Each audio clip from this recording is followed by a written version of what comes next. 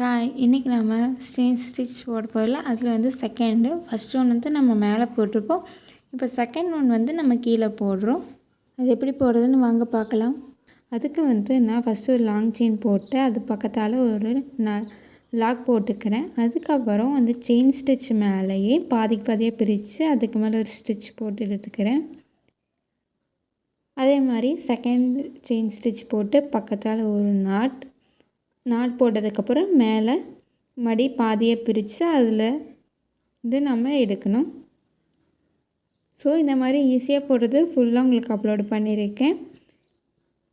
இதில் ஃப்ரேம் மாட்டுறது எப்படி, என்னென்ன அறிவுக்கு தேவையான திங்ஸ் அண்டு ஃப்ரேம் எப்படி சுற்றுறது எல்லாமே உங்களுக்கு நான் வீடியோவை ஆல்ரெடி அப்லோட் பண்ணியிருக்கேன். இந்த வீடியோ கீழே உங்களுக்கு டிஸ்கிரிப்ஷன் லிங்க் தரேன், கிளிக் பண்ணி பார்த்துக்கோங்க. அதுக்கப்புறமா எண்டிங்கில் உங்களுக்கு வீடியோ வந்து பின்னாடி வந்து எப்படி இருக்கணும்னு காமிச்சிருக்கேன். பின்னாடி வந்து லூஸ் விடாமல் நம்ம டைட் பண்ணணும். இப்போது ஒவ்வொரு டைமும் உள்ளே விடுறப்போவும் நம்ம நல்லா டைட் பண்ணி போடணும். ஸோ எண்டிங்கில் வந்து மறக்காமல் பாருங்கள், திருப்பி காமிக்கிறேன். எண்டிங்கில் வந்து நல்லா டைட் இருக்கணும், பின்னாடி எல்லாம் நூல் வந்து லூஸ் விடக்கூடாது.